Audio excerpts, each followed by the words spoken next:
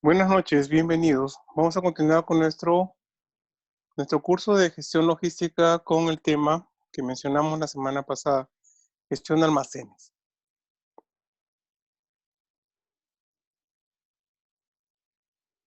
Qué bien.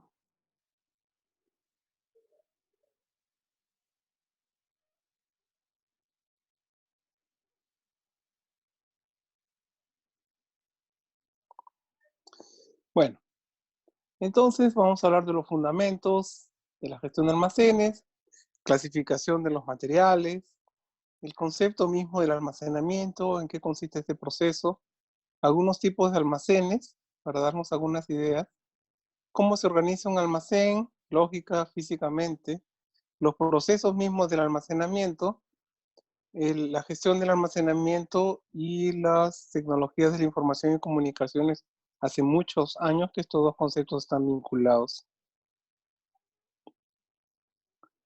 Costos y ratios o indicadores para medir la gestión del almacenamiento.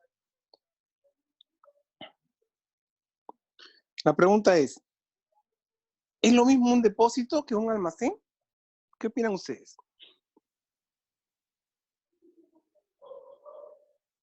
No. ¿No es lo mismo? ¿Qué lo diferencia?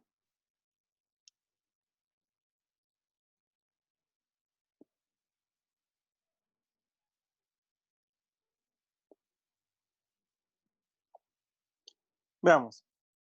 En algunas partes del mundo, incluso acá en nuestro mismo país, en nuestra misma ciudad, algunas personas podrían decir que es lo mismo, y bueno, nuestro idioma castellano es tan robusto que podría soportar semejante cosa. Sin embargo, nosotros necesitamos aquí hacer una diferenciación. En un depósito podría no haber orden, y en un almacén sí o sí tiene que haber orden. Y eso es lo importante. O sea, yo deposito, acumulo, como algunas personas tenemos, por ejemplo, algunos ambientes dentro de la casa o edificados especialmente para guardar cosas, las cosas que no usamos siempre, las cosas de los campamentos, las cosas de Navidad. Ahí están las cosas, están guardadas. Probablemente no estén en un gran desorden, pero no es que haya un documento, algo formal que dice aquí está guardado todo esto. No, normalmente no es así. En cambio, un almacén sí, un almacén tenemos que saber cuánto hay, cuándo ingresó, alguna cosa va a expirar. Todos esos detalles tienen que estar, un almacén tiene que estar organizado. Entonces, esa es la diferencia que queríamos hacer notar aquí. La acción de almacenar, es decir, de guardar algo, ¿le va a agregar valor? ¿Por qué decimos esto? Porque agregar valor es lo que justamente nos preguntamos, ¿no? Esa gestión que vamos a hacer, este proceso, esta inversión, esto que se va a hacer en la empresa, ¿agrega valor al proceso? ¿Sí o no? Si no agrega valor, es mejor no hacerlo. Y de eso es que nos apoyamos, de esto nos apoyamos para tomar las decisiones. Las decisiones las tomamos justamente así. ¿Esta gestión agrega valor? Si yo voy a hacer un trámite y le agrego 3 requisitos más, ¿realmente le agregamos valor? ¿Está mejor este trámite después de agregarle? Y si le quitamos uno de los requisitos que ya tiene, ¿lo mejoramos? Ese es el asunto, ¿no? Agregar valor. Y almacenar no agrega valor, pero necesitamos almacenar por una serie de elementos que hemos visto y lo hemos revisado prácticamente en las 2 primeras reuniones introductorias. Entonces, otra pregunta. ¿Qué es mejor? ¿Ordenar o mantener ordenado? ¿Qué opinan ustedes?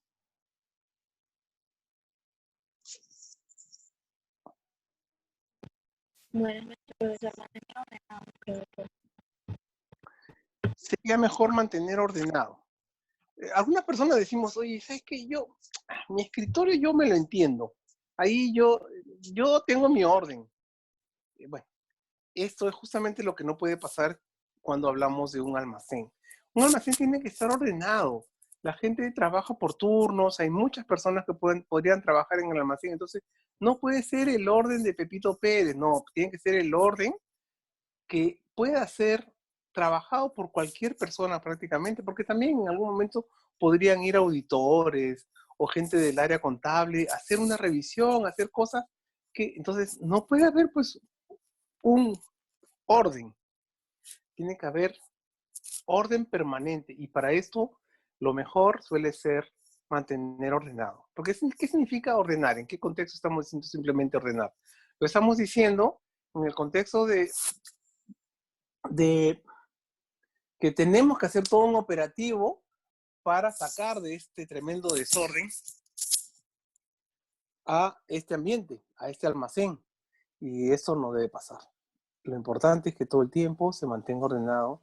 Sacamos algo, solo hemos tomado una parte, tantos gramos de esto, tantos mililitros de tal otro, y esto regresa a su lugar. Y bueno, esta pregunta tal vez me la puedan responder, por favor. ¿Qué es un proceso? Si desean pueden usar el chat, si desean pueden hablar.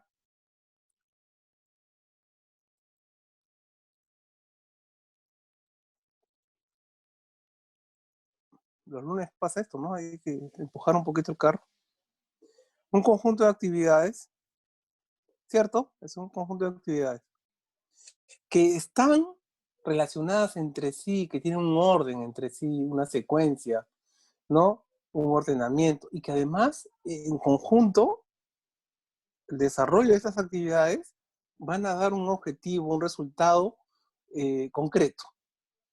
Entonces nosotros por eso hablamos y lo mencionamos en una reunión, una entrada, me dicen, tienen una entrada y una salida común, claro, medio informática la definición, pero es cierto, es un proceso también.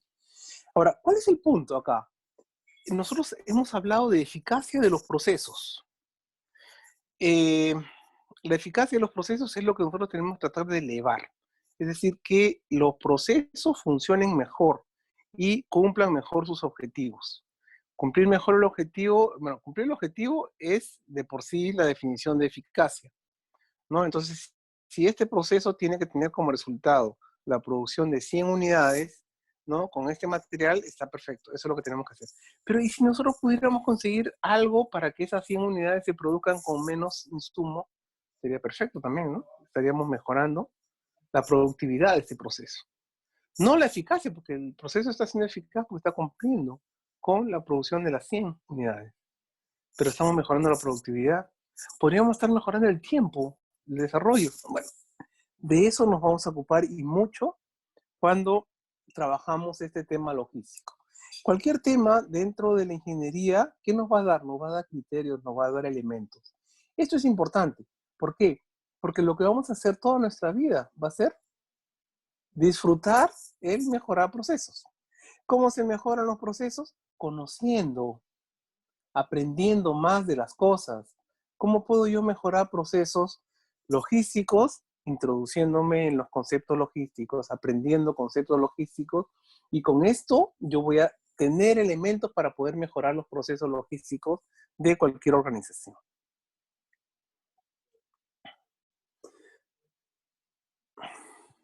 Ya hemos hablado de si almacenar agrega valor, dejémoslo ahí. Pero hablemos de ¿por qué almacenar? ¿Por qué existen los almacenes? De hecho, porque hay un tiempo para aprovisionar.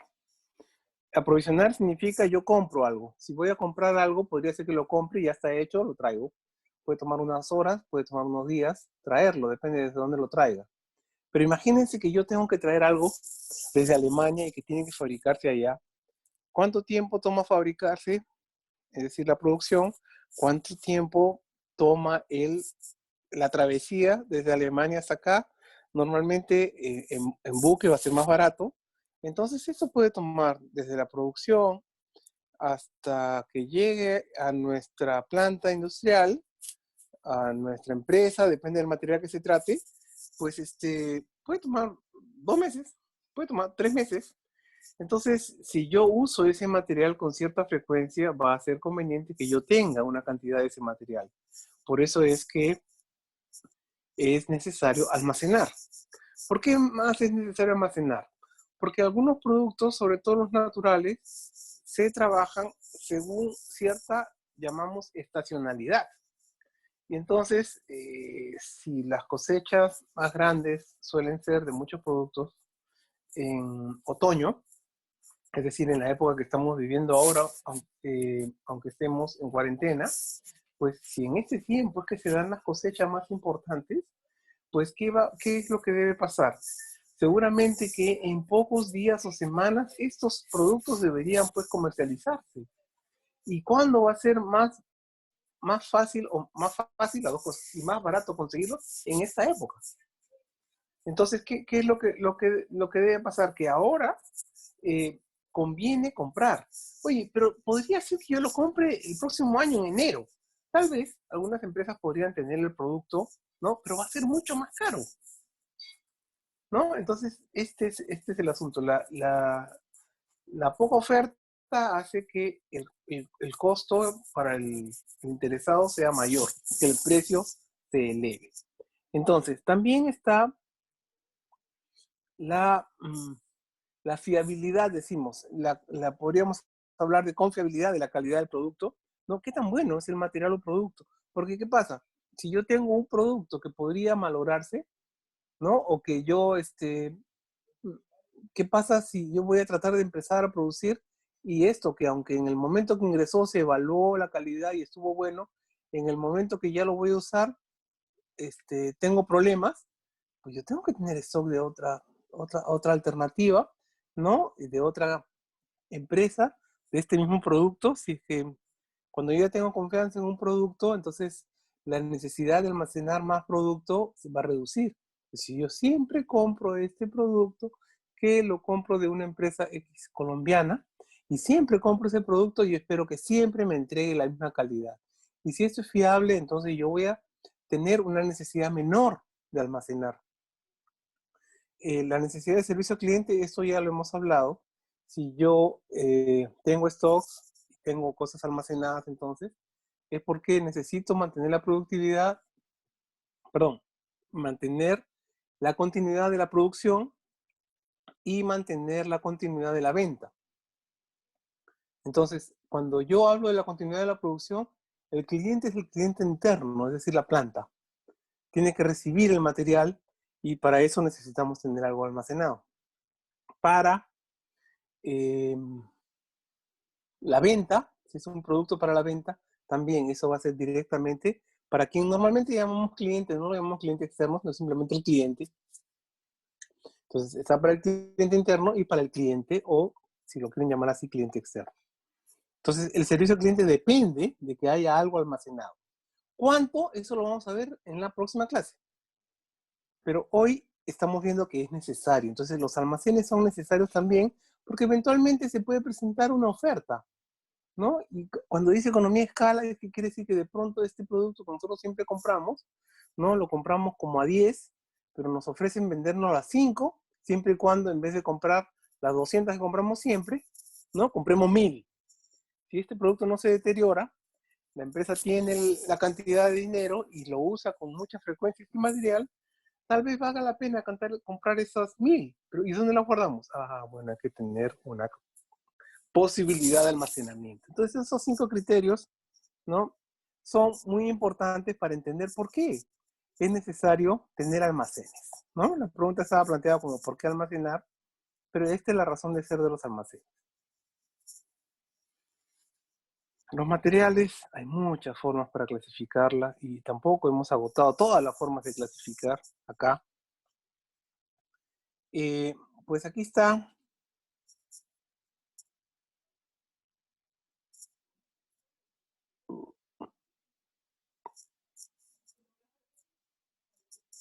Bueno, acá está. Los materiales pueden en general clasificarse en almacenables o no almacenables. Hay cosas que sí vale la pena almacenar y otras que no vale la pena almacenar. Si yo, va a depender mucho de mi negocio. Si yo necesito para poder gestionar lapiceros y tengo una empresa muy grande, probablemente convenga tener un pequeño stock de lapiceros e ir comprando conforme esto va disminuyendo en stock y siempre tener una cantidad para poder atender la necesidad general. ¿Cuánto? Lo vamos a ver en la próxima clase. Ahora, estos materiales podrían ser entonces algunos que vamos a considerar como almacenables. Pero imagínense que los mismos lapiceros, y nosotros tenemos al costado una librería que siempre tiene. Entonces, ¿para qué compramos y tenemos capital inmovilizado en lapiceros, por más que cuesten poco, si acá en la esquina está? O sea, yo simplemente con que todas las semanas me digan cuántos lapiceros necesitan y yo vaya a comprarlos y ya está. Entonces no sería para mí que mi empresa está a media cuadra de una librería importante que nos vende a buen precio, que tenemos convenio con ellos y todo lo demás, ¿no? ¿Para qué voy a tenerlo como material almacenable? Entonces, ese criterio de almacenable o no almacenable va a depender mucho de la propia empresa y de la ubicación de esta, ¿no? Entonces, otra clasificación, las materias primas, para diferenciarlos de otros insumos, normalmente materias primas y insumos se confunden como concepto, pero en algunas empresas, por ejemplo, hablamos de materias primas como el material principal y hablamos de los otros insumos como materias primas auxiliares. De esta forma, clasifican algunas empresas. Entonces, imagínense ustedes que quieren producir o necesitan producir aceite vegetal. Una materia prima importantísima es la pepa del algodón, ¿no? La semilla del algodón. Sin embargo, no podemos producir solo con semilla de algodón, necesitamos una serie de materiales químicos, ¿no? Que podemos llamarlos materias primas auxiliares, las tierras para blanquear, muchos productos químicos, el hexano, hay muchos elementos que son necesarios para esta producción. Pero también los materiales también pueden ser repuestos de máquinas, ¿no? Las máquinas tienen repuestos que llamamos de contingencia. Tú tienes que tener de esta faja, ¿no? Tienes que tener por lo menos 2 fajas en el almacén, porque si esto se revienta, pues se planta tu producción, ¿no? Entonces se detiene tu producción. Entonces los repuestos son materiales muy importantes para contingencias que se puedan presentar. También existen otros materiales que llamamos de uso general. Algunas empresas no son constructoras, pero tienen en su almacén pequeñas cantidades de cemento, de yeso, incluso tienen almacenadas unas cantidades de arena, porque tienen pequeñas correcciones de obras civiles que hacer dentro de su planta, entonces lo tienen ahí. Si es un trabajo específico, lo compran específicamente. Pero ahí está, ¿no? Entonces también tienen pintura de cierto color que es para pintar las señalizaciones, tienen en el almacén, ¿no? Porque lo necesitan para no parar, ¿de acuerdo? Y esos son los materiales que llamamos de uso general. También las plantas necesitan algo muy elemental, como el trapo, ¿no? Para poder, los operadores de las máquinas necesitan un trapo para ir limpiando aquello que depende del tipo de producción, ¿no? También están los productos intermedios. Un producto intermedio es algo que está en proceso de producción. Están también, obviamente, los productos terminados, que es el producto final de una producción, pero una producción podría generar algunos subproductos. Y esos subproductos generan otros productos terminados. ¿No? Un subproducto es que, por ejemplo, si yo tengo la extracción de aceite de la semilla del algodón, después de la extracción misma queda una especie de pasta. Esta pasta es muy útil para alimentos balanceados, porque estamos hablando de parte de la cáscara del mismo algodón, ¿no? Y siempre mantiene alguna pequeña cantidad no extraída del germen mismo del algodón. Entonces, eso es muy importante para ciertos alimentos balanceados. Pero después tenemos otros procesos posteriores y, por ejemplo, del aceite ciertas grasas se extraen y va a producción de jabón. La producción de jabón es tan grande que no la llamamos subproducto, pero es una especie de subproducto de la producción de una aceitería. En esa producción de jabón, normalmente se obtiene, pues, por ejemplo, la glicerina.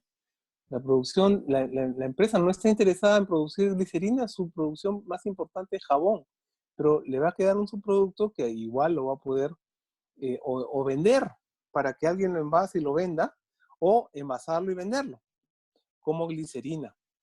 O también, por ejemplo, algo que comúnmente las industrias oleaginosas comercializan es lo que se llama el ácido estiárico, que sirve para vulcanización de llantas, ¿no? Entonces, el ácido estiárico no, también es un subproducto, ¿no? Y también hay algunas cosas que las llamamos reciclables, es decir, que vuelven a ingresar a la producción, ¿no? Hace muchos años no se hablaba de reciclar, ¿no? Es un término de los últimos 30 años, pero hace muchos años no se hablaba, pues, de reciclar. Sin embargo, para producir vidrio es necesario utilizar vidrio roto. Y vidrio que pareciera que ya no sirve porque perdió la forma que se le había dado, sin embargo sirve para producir el aceite. Perdón, producir el vidrio.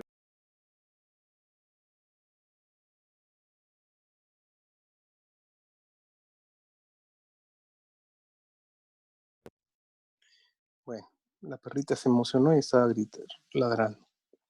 Tenemos que los materiales podrían ser sólidos, líquidos o gaseosos. Por ejemplo, si hablamos de los sólidos, estos podrían almacenarse en pequeñas botellas o podrían estar almacenadas en grandes tanques, ¿no? Entonces, esto es una condición del material líquido. El material gaseoso podría estar en pequeños balones o podría también estar en grandes tanques presurizados, ¿no? Y bueno, los sólidos, dependiendo de su condición, podrían estar en paquetes o podrían estar también al granel, en fin. Los materiales pueden ser inflamables o simplemente no inflamables, hay que tener cierta precaución con estos materiales que podrían encenderse, ¿no? Algunos podrían ser perecederos, ¿no? Y hay que tener una precaución especial con ellos para protegerlos, pero otros no serían tales, ¿no? No serían, sino que no pierden vigencia, ¿no? No se malogran. Algunos podrían ser inestables, ¿no? Pueden volatilizarse y hay que tener cuidado de mantenerlo en ciertas condiciones de temperatura y de humedad para que no se volatilicen. Otros también podrían solidificarse, ¿no? Y algunos podrían ser muy estables, en cuyo caso no hay que tomar demasiadas precauciones, nada más que protegerlos simplemente. Y cuando hablamos de peligrosos o no peligrosos, son algunos productos químicos que podrían generar algún tipo de explosión o alguna inflamación, como vimos en el rubro 4, ¿no? Por su valor económico podríamos decir que hay algunos materiales muy caros, muy, muy caros, y otros muy, muy baratos. Algunos muy, muy baratos podrían ser muy importantes para el negocio, estamos viendo el rubro siguiente, y algunos muy, muy caros podrían ser no muy importantes para el negocio. Sin embargo, ambos, el muy importante para el negocio como el que tiene un valor económico muy alto, son importantes para la empresa y tienen que tener cierta precaución especial, ¿no? Imagínense, si nuestro producto terminado fuese oro, como algunas mineras, pues hay que tomar muchas, pero muchas precauciones, ¿no? Yo recuerdo en Yanacocha, donde tuve la oportunidad de trabajar una temporada, se dice que los camiones estos de seguridad, ¿cómo se llaman? Estos blindados, pues y salían 5 camiones blindados, pero solamente en uno de ellos había oro, realmente. O sea, imagínense la molestia que se tomaba para poder asegurar el transporte del oro. Cosas, ¿no? Y por supuesto, podríamos hablar de clasificación de materiales por el uso que se le da, ¿no?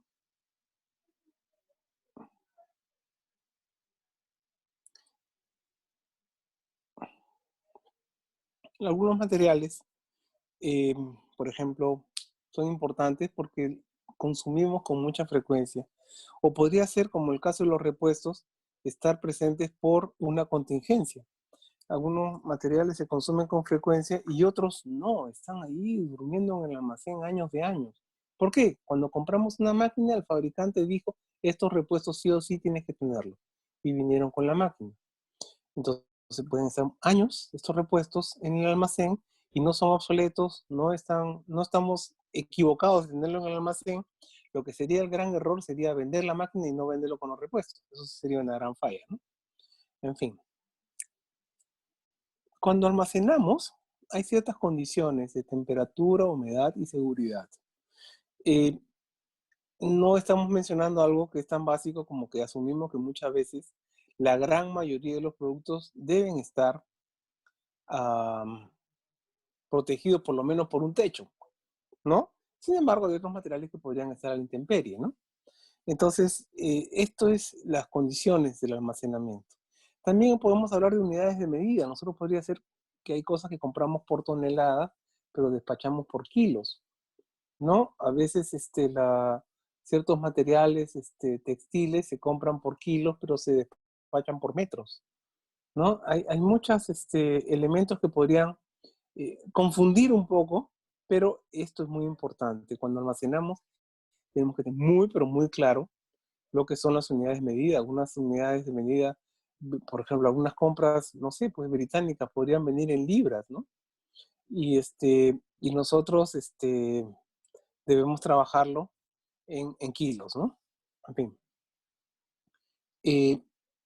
Los almacenes, ¿no? Pueden ser generales, ¿no? Con techos convencionales, pero podrían haber algunos especializados, como hemos mencionado, que tengan que mantener cierta refrigeración o cierta temperatura elevada o ciertas condiciones de humedad o ciertas condiciones, como hemos dicho, también de seguridad. ¿Y por qué no hemos hablado de los depósitos con cierto desdén y hemos dicho que son desordenados? De estos depósitos que hablamos acá son algunos en los que de manera auxiliar nosotros guardamos cosas mientras que estamos en cierto proceso de ordenamiento. También están otros ambientes como los tanques, ¿no? O sea, si yo almaceno muchas, pero muchas toneladas de aceite, pues tengo un tanque muy, muy grande, ¿no? O cuando ustedes ven, por ejemplo, que en las refinerías, cuando vamos al sur o al norte, vemos las refinerías, está La Pampilla al norte, está Conchán al sur, vemos tanques enormes, ¿no? Allí está almacenado en diferentes condiciones el producto, ¿no? Puede estar desde el petróleo crudo, ¿no? Hasta el producto terminado, ¿no? En fin. Y otro tema del almacenamiento es el transporte y manipulación. En todo caso, podría decir las condiciones para que en el almacenamiento se puedan, ¿no? Entonces, el transporte dentro de un almacén podría ser manual, es decir, simplemente cargamos una caja y la movemos de un lado al otro. Hay un peso máximo para las cajas, ¿no? Hay unas condiciones de ergonomía que hay que respetar. Pero también podría haber algunos equipos que nos ayuden en esto. Y también podríamos tener, lo van a ver en los videos que les voy a dejar ahora, unos almacenes que son totalmente automatizados, donde prácticamente no vemos personas. En el almacenamiento también hay un elemento, una acción que se llama el inventario. Cuidado con esto, porque el inventario hemos dicho como concepto que es la cantidad de un producto o de un material que tenemos, y esa cantidad la manejamos desde una gestión que llamamos el control de inventarios o el control de stocks, la gestión de inventarios o la gestión de stocks. Sin embargo, este inventario se refiere a el conteo. Es decir, cuando hacemos la gestión del almacenamiento, hay una actividad que debe asegurar que los registros que tenemos en el almacenamiento, ¿no? Lo que llamamos el CARDEX, lo vamos a describir un poquito más adelante, debe cuadrar perfectamente con la cantidad que está. Es decir, no podemos tener en el almacén 300 unidades y en el CARDEX que estén registradas 250 unidades, ¿no? Nos va a dar problemas, de repente vamos a comprar antes de tiempo, en fin. O al revés, ¿no? Que decimos tenemos 50 unidades y no tenemos ninguna. Viene alguien a solicitar el material y no hay. No, entonces, por eso es que se hace una actividad que se llama el levantamiento de inventario, donde se hacen conciliaciones entre lo que está en físico y lo que está en el almacén. Deberían estar iguales, ¿no? Siempre. Pero podrían haberse cometido algunos errores con el tiempo. En fin.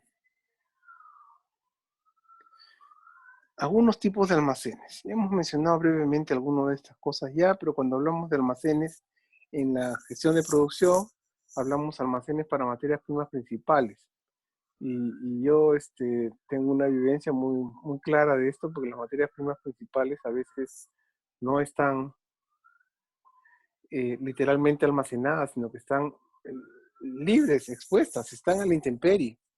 Entonces yo, por ejemplo, recuerdo mucho que cuando trabajaba en una empresa que era propietaria de los negocios más importantes que tenía, era un negocio oleaginoso y un negocio farináceo. Tenía otros negocios de detergentes, qué sé yo, de galletas inclusive, pero los más importantes era el negocio oleaginoso y el negocio farináceo. Si nosotros hablamos del negocio oleaginoso de esta empresa, hasta el día de hoy podemos hablar de aceite Primor y otros productos, margarinas, qué sé yo, relacionadas con esta misma marca. Aceite Primor, aceite cocinero, que son marcas muy antiguas, pero que hasta el día de hoy están vigentes, que las fabrica Alicorp y que esta empresa transnacional en la que yo trabajé por muchos años, era la dueña de estas marcas y de las fábricas, ¿no?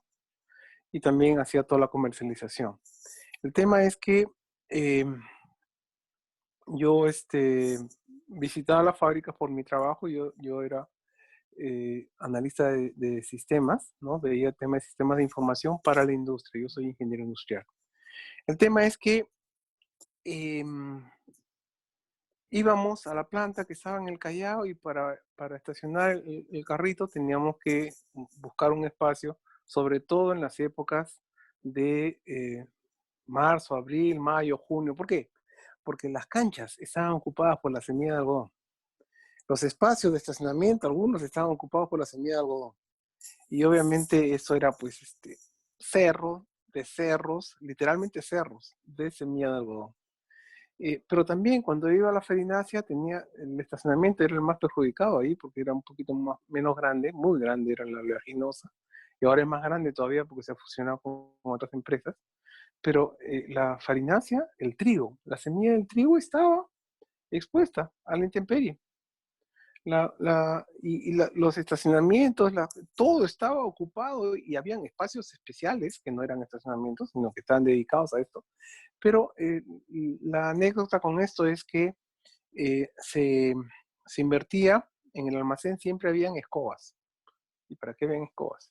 También habían unas personas que estaban contratadas específicamente para, con esas escobas, espantar a las aves. Se había hecho unos estudios años atrás y se había visto que era mucho más barato pagarle una remuneración mensual a una persona, ¿no? Y hacer que con una escoba, en ese tiempo era con una escoba, no sé si existen otros medios ahora, más automatizados, probablemente, ¿no? Algunos sonidos, qué sé yo, que espanten a las aves, como en los aeropuertos. Pero ¿qué hacen? Esto hace que esa persona con esa escoba hacía una reducción importante de la merma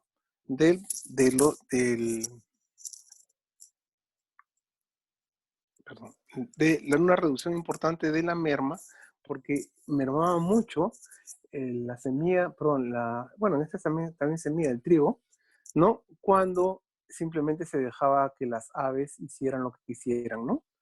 En fin.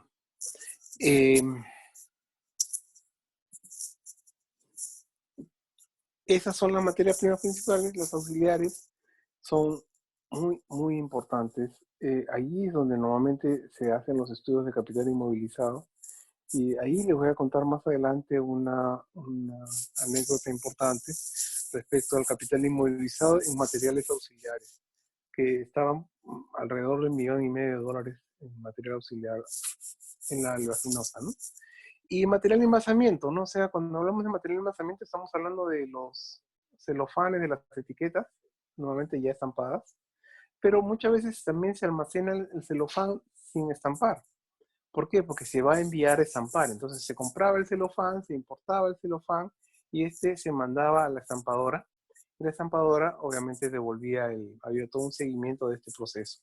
Pero por ejemplo, botellas, no se compraban botellas, se compraban cajas sí, pero botellas no.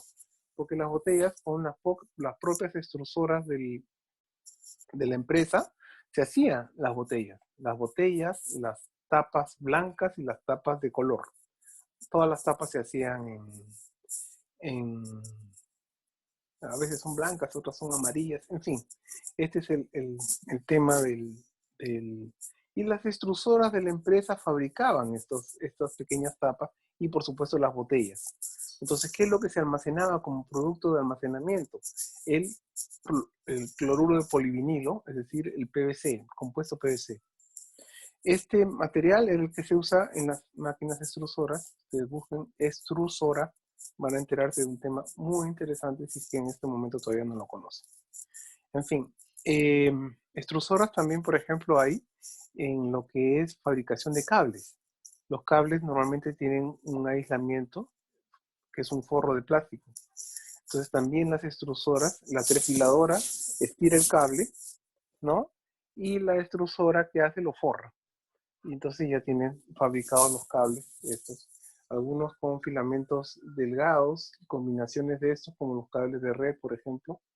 Y otros que son simplemente un alambrón y otras que son varios filamentos, ¿no? Que son cables para corriente de diferente calibre, ¿no? En fin, me salí del tema oleaginoso y me fui a la trefiladora. Materiales de envasamiento, lo mencionamos ya. Los materiales de uso general también son importantes, pero estos sí son diversos. Algunas empresas hasta clavos tienen, ¿no? Clavos, tachuelas, tornillos de diferentes tamaños y cosas y características según ciertas necesidades, ¿no? O por ejemplo tienen los remaches estos famosos de los que disparan los dispositivos para instalar el drywall, ¿no? Entonces, en fin, hay pero muchos materiales de uso general. En la oleaginosa había más o menos 20.000 ítems de uso general. Y en la farinácea había en una planta el molino donde se fabricaba la harina, habían como 8.000 ítems. Y en la planta de fideos, en la fidería, había otros 8.000 más o menos. Había una cantidad grande de materiales de uso general. Miento, eso consideraba también los repuestos, que tampoco eran muy numerosos en realidad, porque un ítem es una cosa y la cantidad es otra, ¿no? Ahora, está también esos números que he mencionado de las oleaginosas y la farinácea eran más o menos incluyendo los repuestos. Y también está el material en proceso, ¿no? Que normalmente podrían tener algún tipo de almacenamiento. De hecho, si son líquidos o gases, pues tienen que tener un depósito especial y cierta asepsia especial cuando se está tratando de fabricación de alimentos, ¿no? Y también los subproductos y los reciclables tienen sus necesidades de almacenamiento. Los productos terminados, vamos a ver bastante sobre esto cuando hablemos de distribución física. Cuando hablamos de los almacenes, hemos visto el rubro anterior que llamaba almacenes y producción. Cuando hablamos de almacenes y ventas, ¿no? Están los productos terminados de producción propia, podría ser, o comprados, ¿no? O sea, si yo lo que vendo son artefactos, normalmente vendo artefactos de diferentes marcas que han sido comprados, ya producidos, ¿no? Entonces, ¿qué hay? Hay mucho trabajo acá en lo que es el despacho de los materiales y hay que armar una consolidación de carga para tratar de minimizar los costos de transporte. Entonces, el despacho de materiales tiene mucho que ver con estudiar cuáles son mis destinos, a quién voy, y estamos hablando de despacho al cliente o repartición entre las diferentes tiendas cuando es una cadena de tiendas, ¿no? La organización lógica del almacén. Las funciones típicas del almacenamiento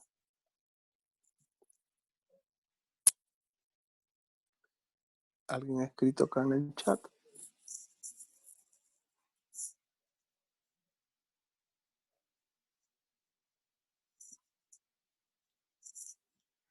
A ver, vamos a completar esta diapositiva y vamos a contestar la pregunta.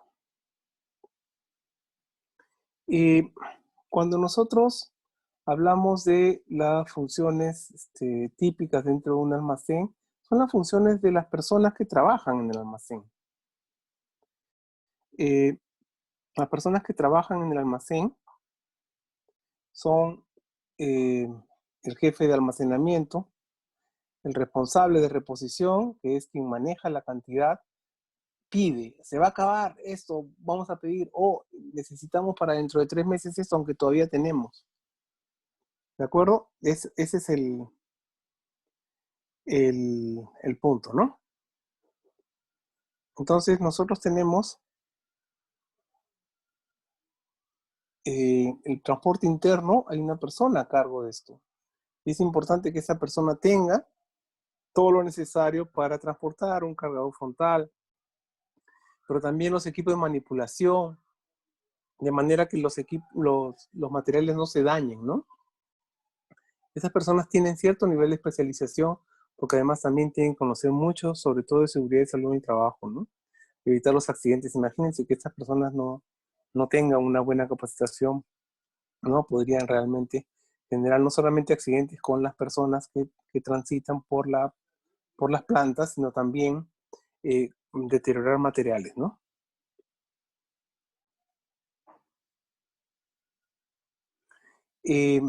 También está el jefe del almacén, que suele hacerse cargo de la recepción y el despacho, y el almacenero que podría ser el operador mismo. A veces la misma persona hace la labor de carga, ¿no? En otras organizaciones no, pero esto es lo importante, ¿no? Conocer que existen las funciones y cómo es que estas los procesos típicos, ¿no? Hablamos de la recepción, del despacho, ¿no? Inventario rotativo, inventario de comprobación son las mediciones, contar que eso está bien y ver que está conforme con los registros, ¿no? Las inspecciones de seguridad.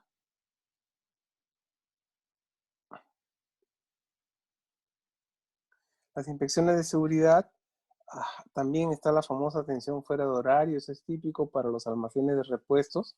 Normalmente trabajan un turno oficialmente, pero si en la madrugada necesitan de un repuesto, tiene que haber un mecanismo. Normalmente se utilizan cámaras de video para ver que las personas están haciendo algo honesto, ¿no? O sea, no se pierdan cosas, ¿no? Lamentablemente es eso lo que hay que muchas veces chequear, ¿no?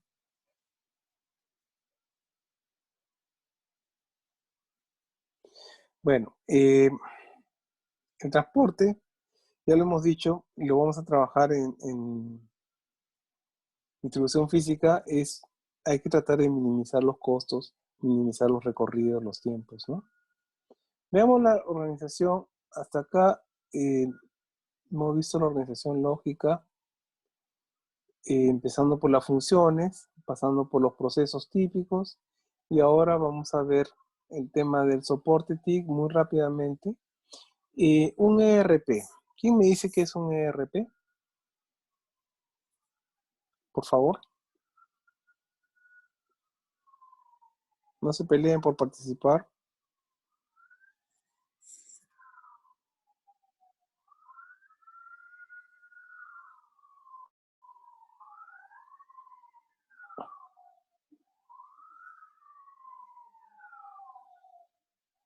Enterprise Resource Planning, ¿ok?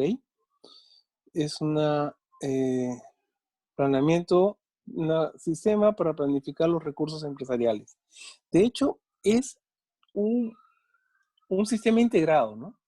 Para poder planificar los recursos, los recursos que son. ¿Son las máquinas? Sí, claro. ¿Son las instalaciones? Sí. ¿Qué son? También son el dinero, ¿no? Entonces, los recursos de la empresa son de índole diversa.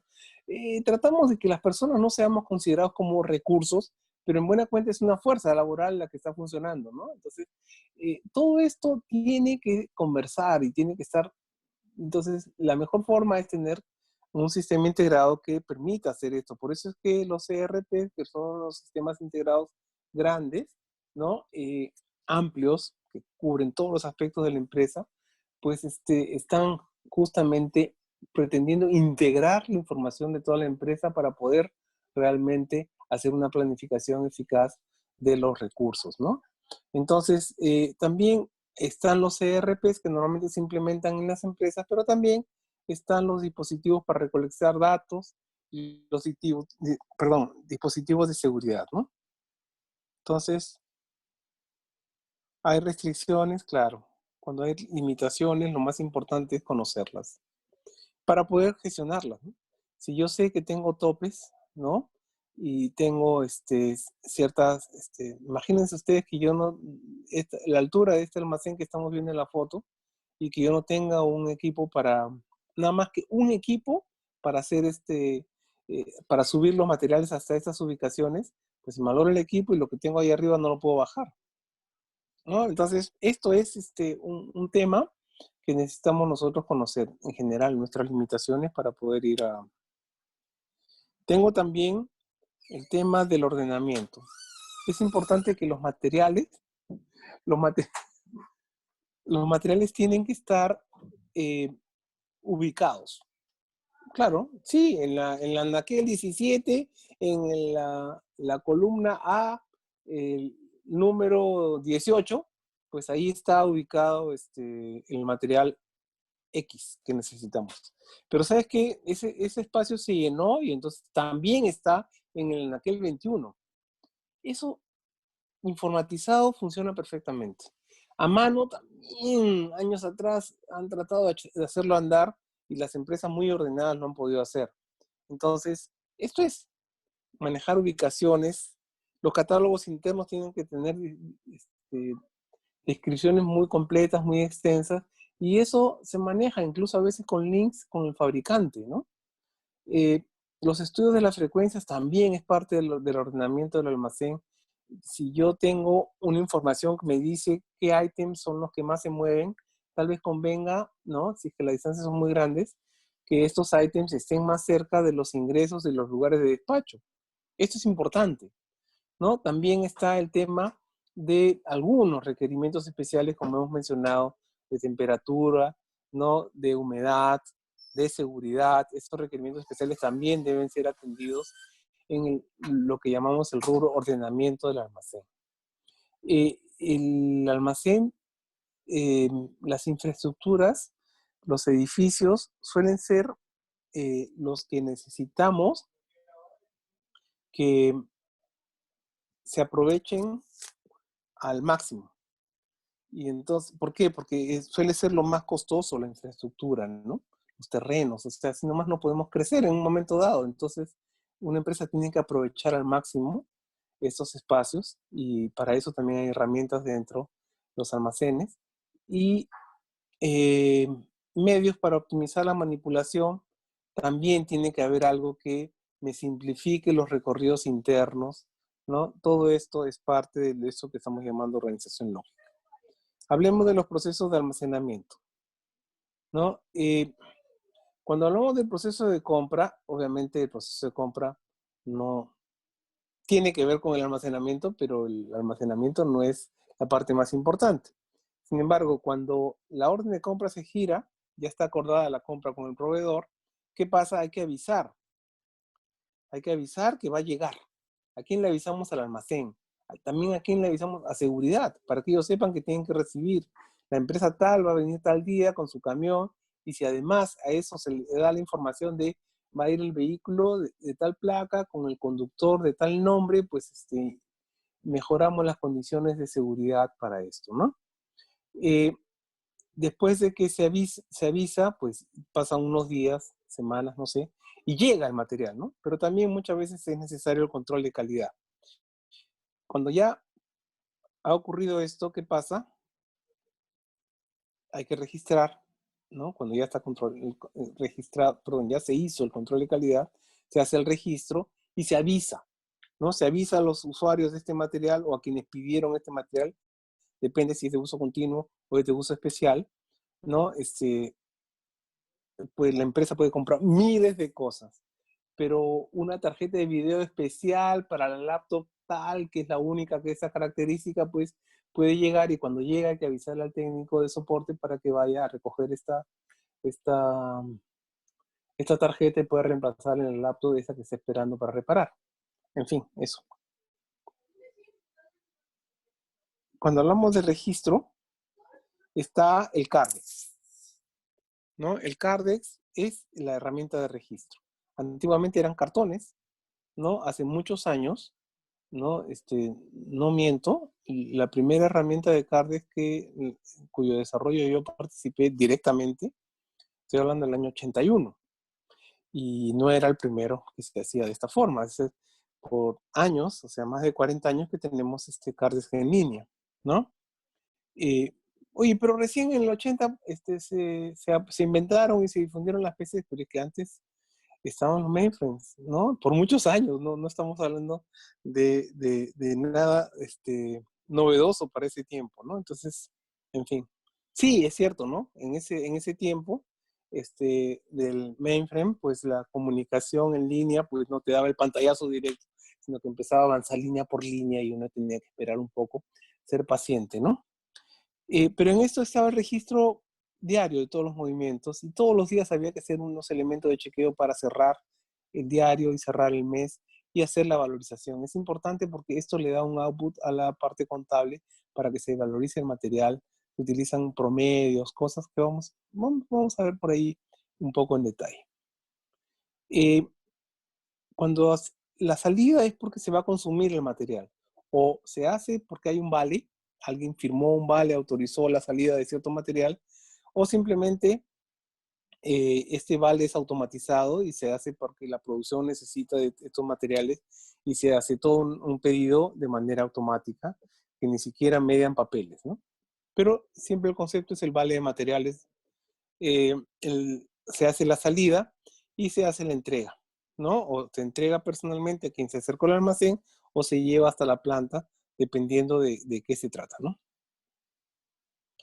Esto vamos a verlo en distribución física, ¿no? Se hace un cálculo para buscar la mejor combinación de los vehículos, los productos, los destinos y las rutas. La idea es que esto sea la mejor atención al cliente con el costo más bajo. Entonces, el documento es conocido como el vale de carga. ¿Y qué es? Dice, este camión va a ir a tal sitio, no sé, va a salir de Lima, va a ir a San Bartolo, de San Bartolo va a ir a Cerro Azul, de Cerro Azul va a ir a Cañete, de Cañete va a ir a Imperial y va a entregar todos estos materiales en cada uno de estos sitios, ¿no? Este es el tema. Y entonces, el vale de carga debería ser una aproximación a la minimización de costos, ¿no? Cuando ya se hace la salida, pues se cargan los vehículos en función a lo escrito o mostrado, no necesariamente escrito, porque no hay impresión necesaria para esto, en los vehículos y se hace físicamente el reparto. Pero vamos a entrar un poco más de detalle cuando veamos distribución física. Y el inventario físico ya sabemos a qué se refiere a contar. Pero es importante que conozcamos que estos inventarios, como hemos visto en una lámina anterior, pueden hacerse estos levantamientos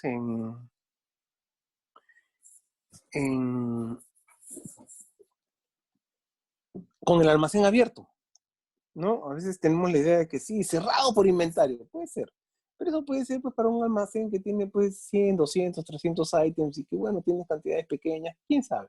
Pero para almacenes muy grandes hay que hacer todo el tiempo inventarios, hay que hacer validación de que lo que está en físico sea igual que lo que está registrado, ¿no? Entonces, estas son las conciliaciones de diferencias, ojalá que no hubiera, pero si las hay que hacerlo. Y en fin, algunos reportes, uno muy importante es el Cardex. El Cardex es la historial de movimientos del almacén de cada uno de los ítems.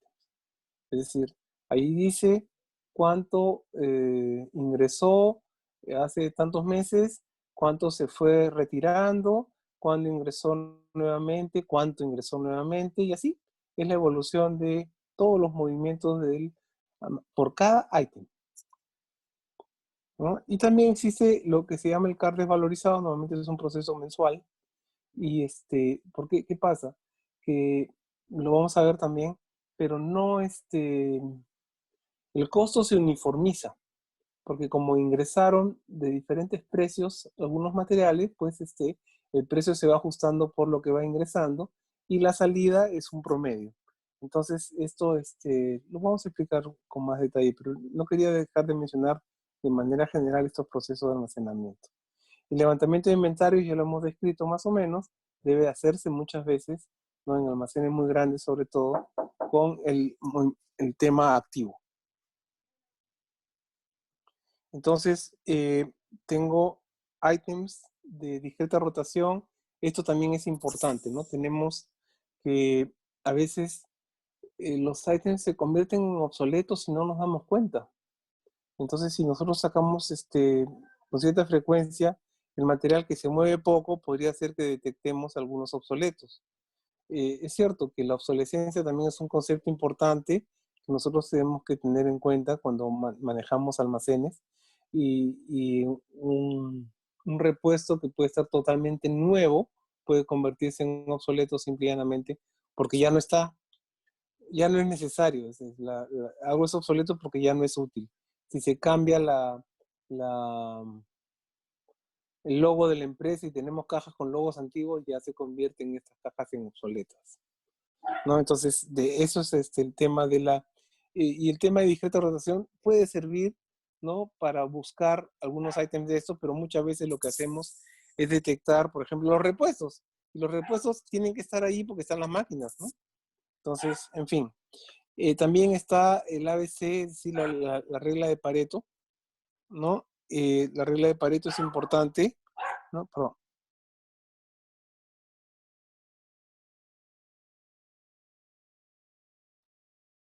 Entonces, está también importante saber cuáles materiales están con fecha próxima de expiración. También el aviso de llegada, que ya lo hemos mencionado, para que las personas se enteren de que el material que necesitan ya llegó. Y vamos a hablar de seguimiento de recepciones. Fíjense qué pasa. Que la orden de compra dice que tal fecha debe llegar cierto material. Entonces, ese que dice próximas recepciones es importante porque algunos que son muy, pero muy graves, muy importantes, que lleguen en cierta fecha, pues hay que llamar, hay que escribirle, hay que torturar al proveedor, perdón la expresión, para que esa fecha se cumpla, ¿no? Si hay algunos atrasos, hay que también llamar a los proveedores que normalmente son puntuales. No los llamamos antes, pero se demoró, hay que llamarlo. ¿Qué pasó? Hoy día tenía que haber llegado y no ha llegado, ¿no? Y también hay unos materiales que pasan a estar en cuarentena, que se hacen evaluaciones, y la inspección de calidad está pendiente. Es importante que ese tema se cierre. Pero también podrían haber algunas recepciones que, no, pedimos 1000, pero llegaron 500. ¿Cuándo van a llegar las otras 500? O eso es todo lo que va a llegar. Eso es una recepción irregular. No deberíamos recibir, por ejemplo, cosas sino rechazar inmediatamente, pero también van a estar temporalmente dentro de irregulares algunas cosas que no son. No, sabes que yo pedí esto, pero era en las cajas de 200 gramos y no en las cajas de 500 gramos. Sí, oye, pero esto es lo que yo necesito y eso es lo que se ha pedido y esto es lo que necesitamos. Porque la dosificación de este material es de 200 gramos para cada lote, ¿no? Para cada batch. Entonces, si es así, pues estamos frente a una recepción irregular y esos tienen que solucionarse, ¿no? Entonces, hay una serie de reportes, algunos manuales, otros mecanizados, pero ahí están algunas herramientas, informes que pueden ser muy útiles, ¿no? También, bueno, hay elementos y herramientas, algunas que existen hace muchos años y que han variado muy poco, ¿no? Que sirven este, para ayudar en el levantamiento de inventario, ¿no? También está el tema de los ERPs que ya hemos mencionado. Antiguamente las aplicaciones eran aisladas, pero tenemos el tema de recolección de datos, que es un punto básico en la gestión de almacenes, ¿no? Van a ver un video más adelante que es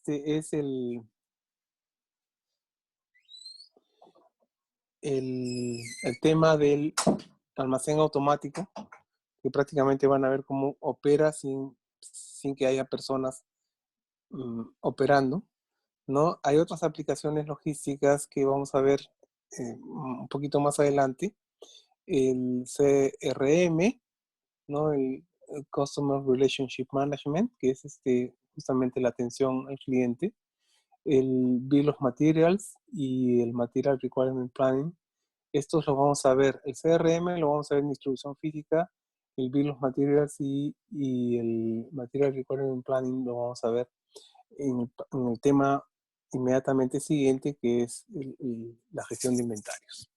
Pero los mencionamos acá porque también le afectan directamente al almacén. Vamos a hablar de los costos de almacenamiento. Bueno, pero antes había una pregunta. De hecho, los almacenes tienen una característica que obedece a la necesidad concreta de la industria en particular, ¿no? Entonces, si alguna industria requiere un esquema en nave, pues se va a... No hay mucha diferencia realmente entre una cercha y una nave, que es la pregunta que hacen acá. La diferencia es que cada una está pensada para una realidad en particular. Entonces, más hablamos de cercha y nave en diseño de plantas que muchas veces que en diseño de almacenes. Pero en fin, ahí está el tema. Va a ser de acuerdo a la necesidad concreta de una industria en particular. Los costos de almacenamiento son directamente proporcionales a la cantidad y la permanencia. Cuesta porque hay cantidad. O sea, es más costoso tener 200 kilos que tener 20 kilos porque está ocupando un espacio mayor, porque pesa moverlo, en fin. Y también, ¿cuánto tiempo está? Si yo tengo estos 200 kilos por 5 años, ¿no? Pues va a ser bastante más costoso que aquel que simplemente tengo los 200 kilos por una semana, ¿no? Entonces, veamos, ¿cuáles son los rubros de costo? El costo del espacio ocupado por el material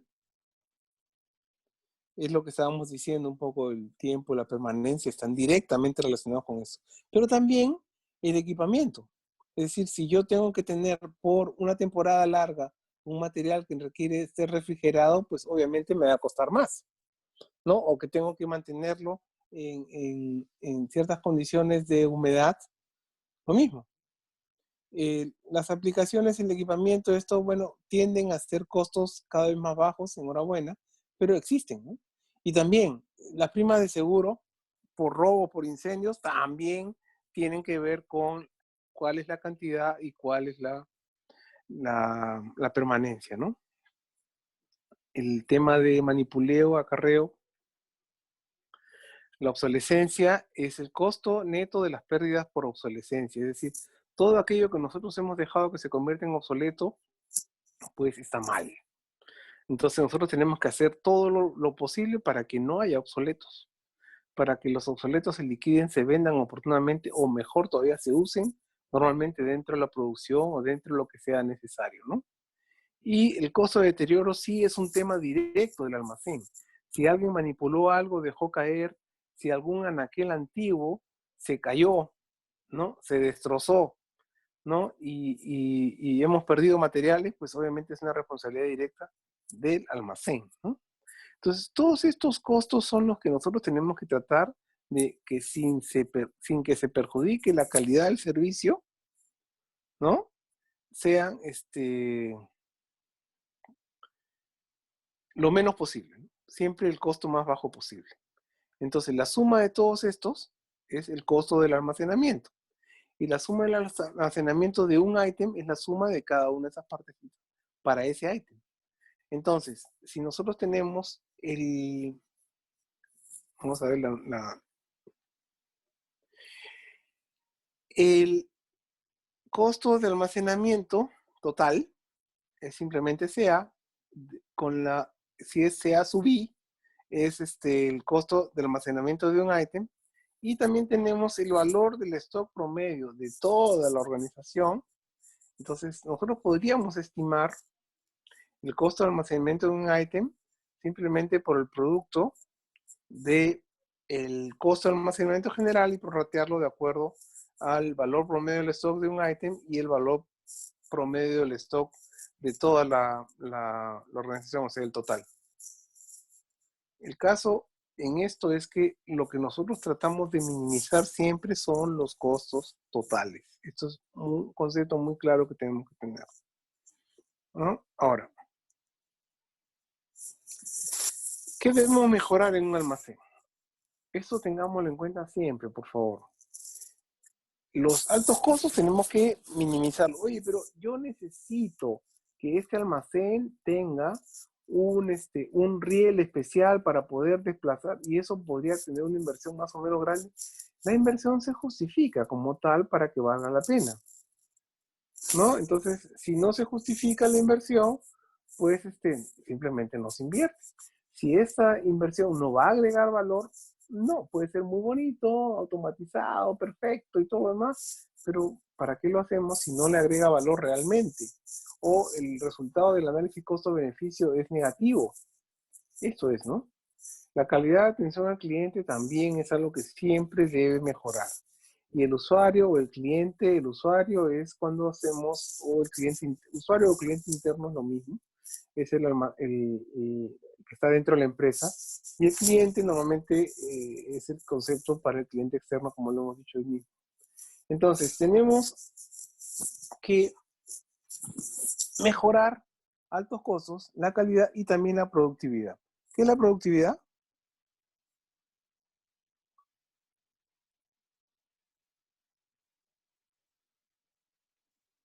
Ah, gracias por responder. De todos estos se pelean por contestar, ¿no? ¿Qué es la productividad, por favor?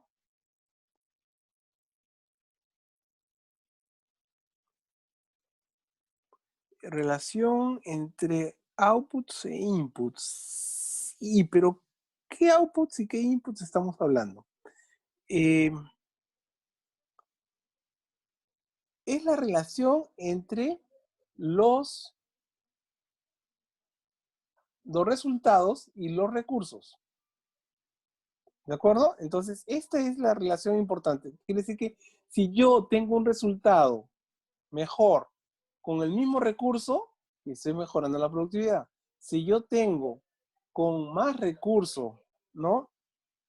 La misma productividad, estoy empeorando la productividad. Pero también yo podría tener con menos recursos, la misma productividad anterior, también estoy mejorando la productividad. Entonces, este es el tema. Las dos cosas debemos tratar de hacer siempre. Mejorar la productividad por reducción en el uso de los recursos o por incremento en el resultado.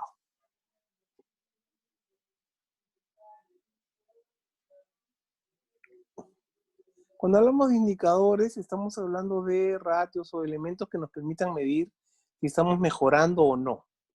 De hecho, si tenemos los altos costos, el ratio más importante es la reducción del costo total anual. Si yo en la empresa gasto $500,000 al año en almacenamiento, y esto lo vengo haciendo por años en promedio, más o menos esa cantidad, y este año he logrado que solamente esto cueste $300,000, definitivamente hice una mejora y una muy importante, ¿no? Reducción del costo del espacio físico es una gestión que hay que hacer. Eso va a ayudar al costo total, pero definitivamente si el espacio físico cada vez es más barato, el espacio físico más barato, ¿qué significa? Que yo podría crecer hacia arriba, siempre y cuando eso sea más barato, está bien. Después, la reducción de prima de seguro es un tema que se puede negociar, pero normalmente se negocia porque yo mejoro las condiciones de seguridad y están más protegidos mis ítems, ¿no? Este es el asunto. Yo puedo negociar esa negociación negociar esa reducción de prima siempre y cuando yo mejore las condiciones y la compañía de seguros me acepte lo que yo estoy mejorando, ¿no? Si tenemos equipos muy antiguos que cuesta mucho mantenerlos, de pronto podría haber una inversión de equipos nuevos y esto podría ayudar muchísimo a mejorar el costo del acarreo. ¿Por qué no? El estudio de costo-beneficio dirá si es cierto o no. Pero este es lo que pasa normalmente, que hay un nivel de obsolescencia de las máquinas y ya hay un punto en el que sabes que arreglarla cada vez es tan caro que lo mejor es buscar una nueva, ¿no? Y muchas veces los equipos nuevos la tecnología tiende a bajar de precio con el tiempo, ¿no? El porcentaje de reducción de costo de obsolescencia. Es decir, si yo evito que haya obsoletos, pues obviamente va a haber una reducción en el costo. Y si yo hago todas las medidas o implemento todas las medidas de seguridad para que no haya deterioro, pues obviamente también voy a reducir el costo, ¿no? Pero la calidad de atención también tiene sus detalles, ¿no? Tanto para el cliente interno, es decir, materiales, como para el cliente externo, productos terminados, pues tenemos una necesidad de reducción de los tiempos de atención. Si reducimos los tiempos de atención, normalmente estamos mejorando. También una reducción o eliminación, que no haya pues stockouts, que no se queden los stocks en cero. Y también que haya un incremento de usuarios satisfechos. Si cumplimos con estos tres elementos, pues vamos a estar caminando y vamos a estar haciéndolo muy bien. Pero ¿es fácil? No, no he hecho eso. No es fácil necesariamente. Depende del rubro de negocio, ¿no? Tenemos también la productividad, que es el tercer elemento que mencionamos, tanto para materiales como para productos terminados. Decimos materiales cuando es materiales para la producción interna, ¿no? Y productos terminados cuando ya estamos atendiendo al cliente externo. Entonces, reducción de costos de personal, ¿sí? Reducción de costos de personal es reducir el costo de mano de obra. Si yo tenía 10 personas que hacían este trabajo y en la próxima implementación solamente voy a necesitar 7, no estoy pensando que esas 3 personas se van a quedar sin trabajo, porque esas 3 personas podrían pasar a hacer otra función, ¿no? La idea es esa. Pero si nosotros reducimos el costo de personal, también reducir el costo de personal es trabajar igual con las 10 personas que tenemos, pero atender una cantidad mayor, ¿no?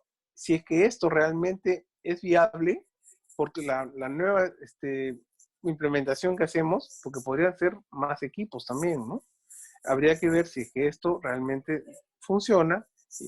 La reducción de los costos del equipamiento también es un tema que va a mejorar la productividad, ¿no?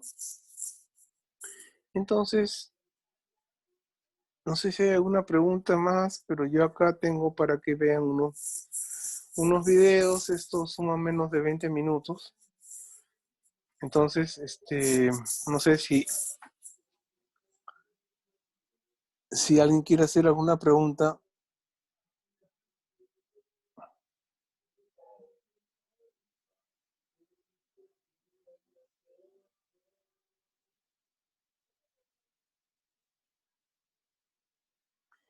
El parcial de la próxima semana, wow. Primero, hay un detalle, ¿no? Nosotros hemos empezado miércoles. No tengo que reconocer y pido disculpas. Nosotros hemos empezado las clases un miércoles. Esta clase viene a ser la número 3, ¿verdad? La próxima sería la 4ª clase y correspondería tomar examen parcial. A ver, pensé que me iban a preguntar algo sobre la clase. Pero bueno, el examen parcial va a tener normalmente dos partes muy claras, ¿no? Hay una parte en la que nosotros vamos a tratar de ver cómo es así que hemos aprendido cosas, ¿no? Yo podría preguntar qué es un ERP, podría preguntar qué es un costo de almacenamiento, podría preguntar qué, no sé, conceptos, ¿no? Y vamos a dar un tiempo breve para que se conteste esa parte del examen. Y ya, con eso completamos algunos conceptos básicos teóricos que ustedes tienen que conocer. Unos cuantos minutos para responder esa parte del examen y se acabó. Pero después vamos a trabajar dos, no uno, sino dos pequeños casos. Como en la solución de casos, en la primera clase ustedes tienen un video donde describimos la forma de solucionar problemas, ¿no? Es el segundo video que está en la primera clase.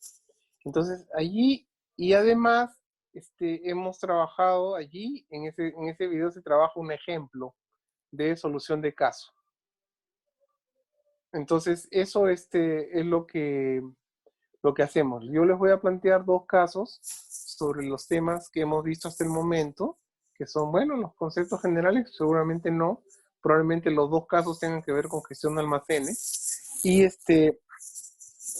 con eso vamos a conseguir mostrar que aprendimos algo, ¿no? Y eso es importante, ¿no? No sé si así atienden las preguntas. El próximo lunes efectivamente empiezan los parciales, es decir, el 27 de abril. Entonces, les pido mucha puntualidad para el examen. Hoy día hemos empezado unos minutos después. Normalmente estamos prácticamente todos. Hoy día han faltado algunos de sus compañeros. Pero, ¿alguna otra pregunta? Hay una interacción vía videoconferencia, sí. Pero lo más importante es que vamos a interactuar con la propia aula virtual para poder manejar la realización del examen, ¿no? Entonces, yo les pido mucha puntualidad, ¿no? Incorpórense a esta videoconferencia y estén cercanos de su aula virtual, ¿no? Del aula virtual de este curso para poder resolver el examen. ¿De acuerdo? ¿Alguna otra pregunta?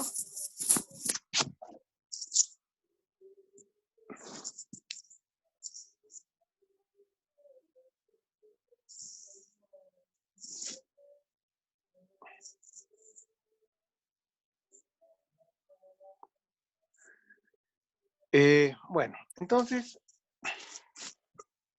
similar a lo que vimos la semana pasada, les pido por favor que vean estos videos en unos 20 minutos más o menos. Nos reunimos para conversar sobre estos videos y para hacer algunas otras preguntas que ustedes puedan querer hacer ya sobre el propio examen o algún otro tema que quieran consultar. Vean estos videos en este momento, por favor, que es lo que